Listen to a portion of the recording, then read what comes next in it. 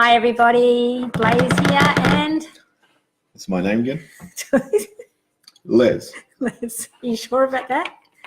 So we have Oscar in the background. He's had a hard night, obviously, so he's having a little bit of a nap. So welcome to Busybird Publishing. Today we are going to be talking about bestsellers. This is probably the biggest question people ask us is, how do you get a bestseller? How many times do you think we've had someone, Les, come into the studio with a book idea that isn't written yet and they say it's going to be a bestseller? Let me check. 231. We'd be pretty rich if we had $1 for every time someone said that to us. We'd be $231 richer. Yeah. So obviously something that preoccupies people a lot, which is kind of interesting because really you should be worried about having the content first, shouldn't you? That's What would you need content for a book? You know, I know someone who says the content's not even important. Yeah. So, you know, the bestseller is a bit of a preoccupation for people. What do you feel are the ingredients to make a bestseller? I don't know. And this is the thing, nobody actually knows. No. If Penguin, Allen & Unwin, any of the big publishers knew how to make a bestseller, then every single one would be a bestseller. That's right. Yep. There is one book that we know of where they actually sat down and formulated a bestseller, Dan Brown with Da Vinci Code. Yeah. And they made a list of all the things that what they think are the ingredients for a bestseller. But he had a readership behind him already. True. Yeah. And jeez, it's like hearing an echo in here. One of our former interns. So really, I guess the point is that there is no one thing that makes a bestseller, and a bestseller is only really important for if you're only relying on book sales. Yeah, but I mean, if you look at bestsellers, I mean, 50 Shades of Grey is a bestseller. Who would have predicted that? Yeah. Twilight was a bestseller. And Harry Potter. I mean, really, when you think about Twilight, it was out a long time before it became a bestseller too. So it was almost like it came out, it was almost unknown, and then I think the movie was made and then it became a bestseller. Is that how it worked? I shockingly never read Twilight. No. I only found out about it being a massive hit after it was a massive hit. Okay. And then someone said you should read it. And did you think it was? I read about half the book. See, this is the thing. You know, you could say we teach people how to write, we help people write, and we help people publish. And there are lots of, so-called rules around writing. But if you look at something like 50 Shades of Grey, which the first book sold like 95 million copies or something. Yeah. It's atrociously written. It's a bad story. So how do you... That's a good story. It's a good story. Okay, have you read it? I've read a page. No, I mean, but the thing is, with Twilight and 50 Shades, they both tapped into something. Yeah. So, 50 Shades tapped into what happens behind closed doors in relationships. Yeah. And was it to be a little bit dangerous. And, I think that appealed to everyone. It's not very realistic, but... No, it's terrible in terms of... the execution's terrible. But, it's like soap opera, I guess. And Twilight sort of appealed to all the, teens who wanted that bad boy type perfect guy who loves them and only them and bites other people on the neck and stuff like that. So, I mean, it appeals to people, sort of things in people. I mean, you look at Harry Potter. Harry Potter's the same thing. It appeals to people who wish there was magic and could go away to wizarding school. Yeah. But you can't predict what's going to happen. You can only look at these things in retrospect. I think the main thing for people to think about is to do the work to get the book sold, because that is actually the hardest part of the whole book process. And it's almost like you have to have a lot of things lined up for that to happen. You have to have a good product. Yeah. Then you have to do the marketing and promotion. You have to have a good distributor or a way of getting the book out there into bookstores or online booksellers. And a lot of people think, well, if you've got distribution covered, then you don't need to do marketing, but they go hand in hand. Yeah. Well, I mean, the thing is, you can do everything right, still nothing happens. Yeah.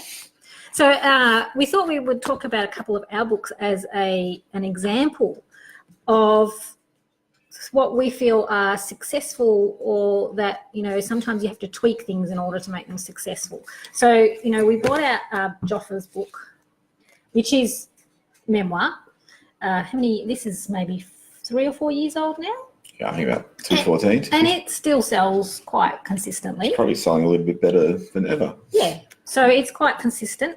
And, you know, Joffa has no success when he goes and talks to people. Because, that's part of marketing too. Which is part of the marketing. Now, as time went on, because the book was sort of considered old in terms of bookstores, we thought we would repackage it. So this is the same book, slightly. We did update some of the content. I kind of don't know if that goes backwards or not, but you know, it's a slightly smaller book, repackaged, but mostly the content is the same. So it's like having a new book. You obviously need to get a new ISBN when you do something like that. Well, that one has bonus content though. Yeah. Which wasn't written by Joffa, but people he selected to talk about Collingwood players he loved. So it had a little bit of appeal for even people who might have owned the existing book, the original one. Yeah, yeah. And I mean, the thing about why I think that's a consistent and, you know, a good seller is that it's still selling after so long. It's still quite a consistent seller.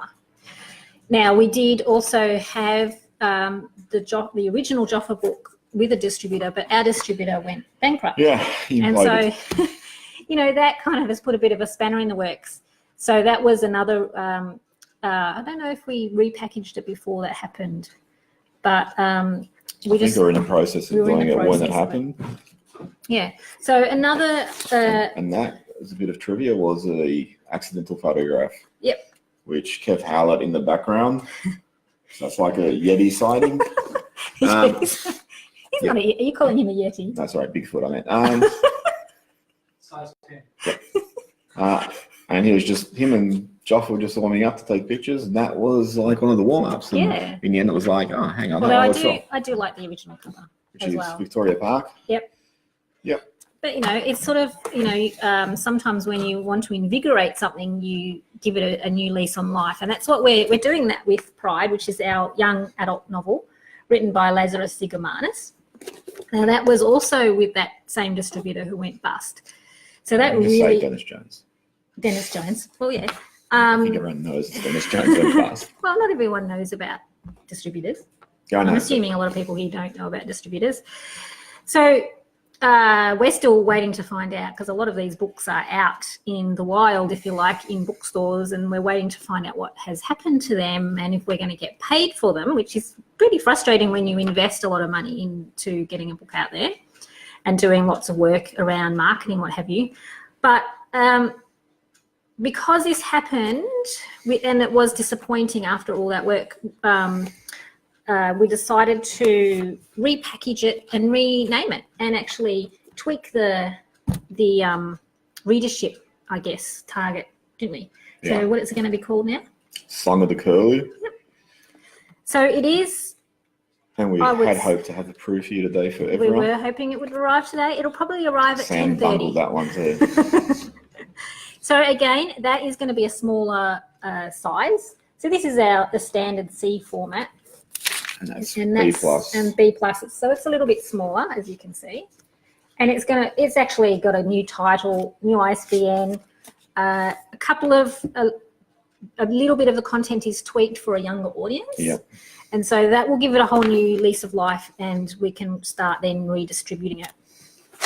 So a lot of people ask about using a distributor, and when they have one, they just assume that they're going to take care of it. But nothing's really going to happen unless some marketing happens behind the book. When you think that most bookstores are expecting a 40% discount on the retail price, distributors about 28%. So there is already 68% of your retail price gone. So you really need to think of it as big business. Like, the book itself is a business, if you like. Otherwise, when the distributor offers it to the bookstore, they're going to go, I don't know anything about this book. No. So I guess sometimes you can do all the right things in terms of the marketing, and it doesn't always. No, the thing that frustrates us is when people just come and say, hey, I've got an idea for a book. It's going to be a bestseller, and that's it. That's the whole plan. Yeah. But they have an idea. I mean, we know of lots of great, fantastically written books, really good stories. Yeah.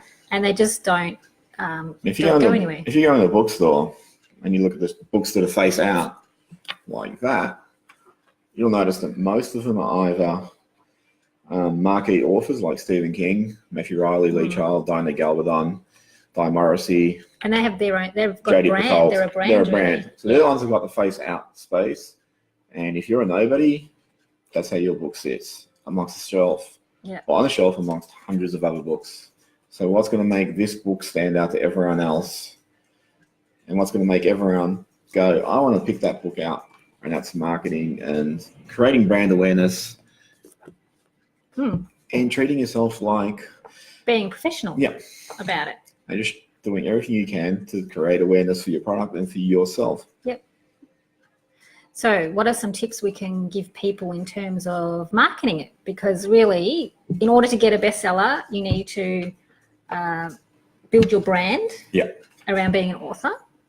What would you say? All right, so my tips, you want my top 10? Yeah. All right. Top 10? Top 10. Maybe 5. No, 10. Can you get 10 off the top of your Sam, head? count to 10. So 1, it really needs to be a well-produced book. Yes. We get too many people who come in and say, I don't need it edited.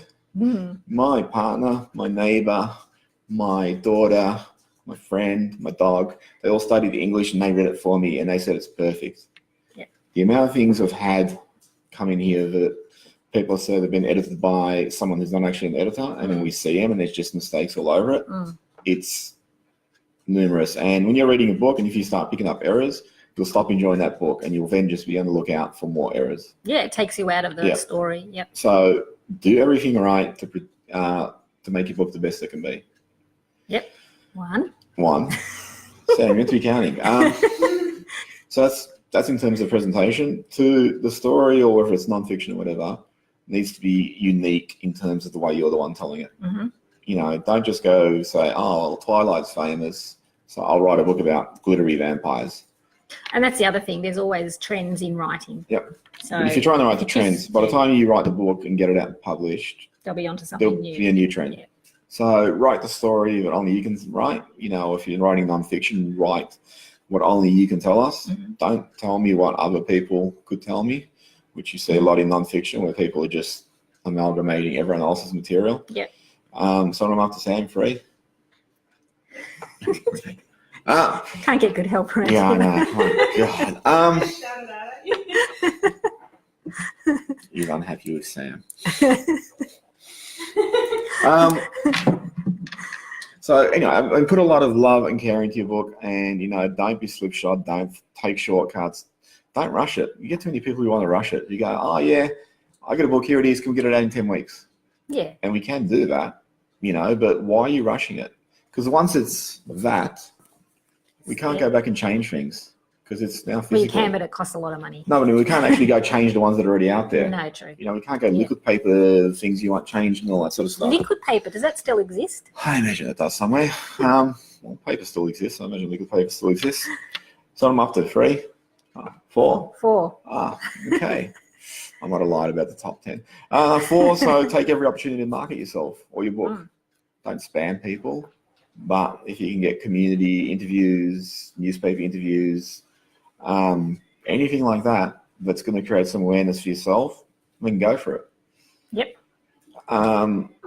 What about a website?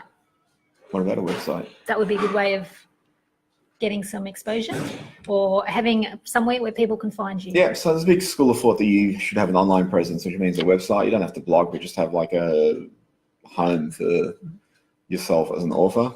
So website's good.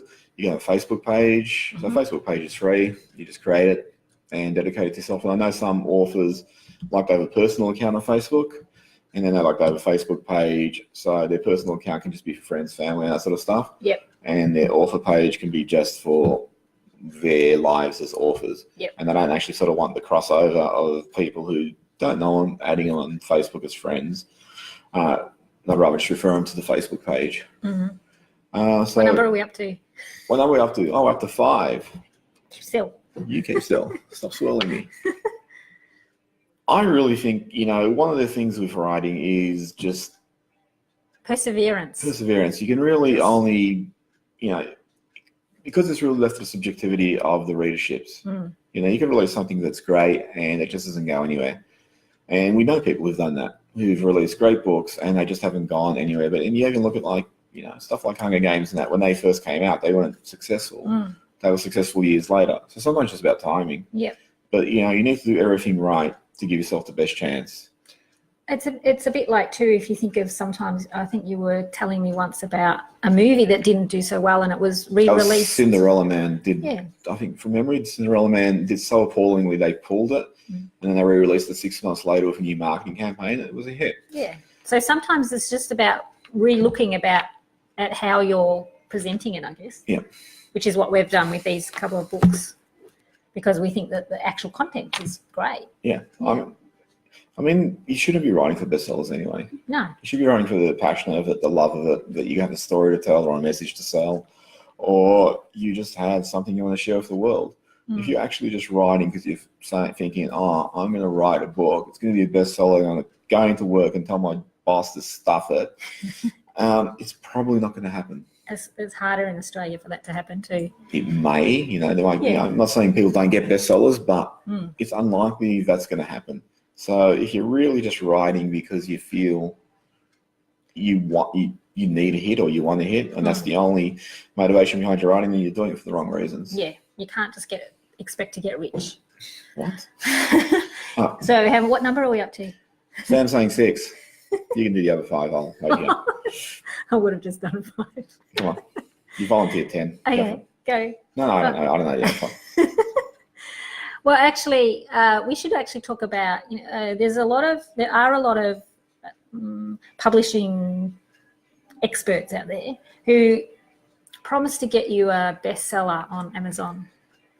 What's your opinion of that? Well, you can let me use profanity on the live video. No one can promise you a bestseller. You can sort of promise an Amazon bestseller because there's tricks to get around. You can sell 2 books or 3 books to get a bestseller on Amazon. So Amazon are stamping down on that. And as you've found out, bookstores don't like books that have Amazon bestseller on it because that system can be manipulated. Yeah.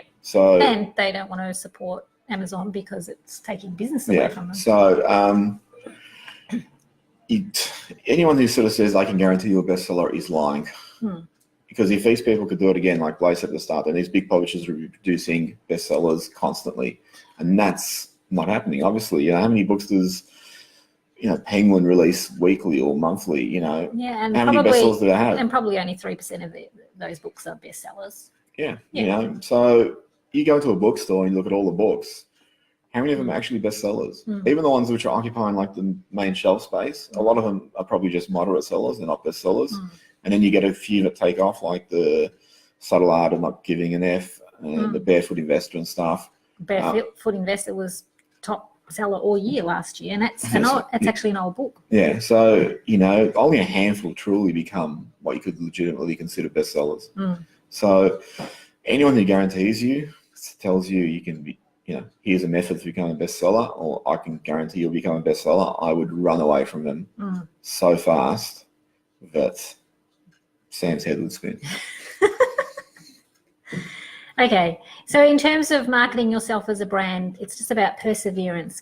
Having some kind of plan is a good idea. It's perseverance, but also it's about presentation. So, if you feel you're not very good in public, then you're gonna have to work on that. Yeah, get some training. We've got someone coming here. Yeah, Claire D. Claire D. Claire D. You're pronouncing that first name right also. Or you can be like our marketing person, Shell. Is she still down there? Yeah. Who, I hope she doesn't mind me saying, she had a fear of public speaking, and then she would come to our monthly open mic nights, force herself to read, and now when she reads, she's very, warm and engaging and confident. You couldn't tell that she has any nervousness or anything like that. I'm sure everyone gets nervous before they go up to speak. Yeah. But she pushed herself, and she actually developed that as a talent. So, were you ever nervous speaking? I'm nervous right now. Are you? Yeah, I'm petrified. 10 years ago, I hated getting up in front of people. Yeah. And I was years petrified, ago I was, but I just told myself I had to do it. you know, every time I had an opportunity, I said yes. Oh, well, I always look at what's the worst that's going to happen. You know, Tomatoes thrown at you. no one's going to throw tomatoes anymore. It's, you know, the worst is going to happen. You're going to mess up, and big deal. There's worse things going on in the world. You stammering or stuttering or screwing up a line in front of an audience, and most of the audience are probably going to be sympathetic. Yeah. I mean, there might be mean ones like Sam who do throw a tomato, but you know, most of the audience are going to be sympathetic. So and that's what I always say before I go up to speak anyway. I just say, what's the worst that could happen? If it goes wrong, what's the worst that could happen? Yeah, maybe it's worth having a line in the back of your head for when you stuff up. Some kind of joke. Like how I can take my thumb apart. Oh, sorry. Okay, well, we're way over time. This segment is meant to be 15 minutes, but it seems to have gone on a lot longer. Well, Sam is keeping the time. So if anyone has any questions, they can put them down below and we will answer them as the day goes on. So until next week, we'll see you then. Bye. See ya. Right.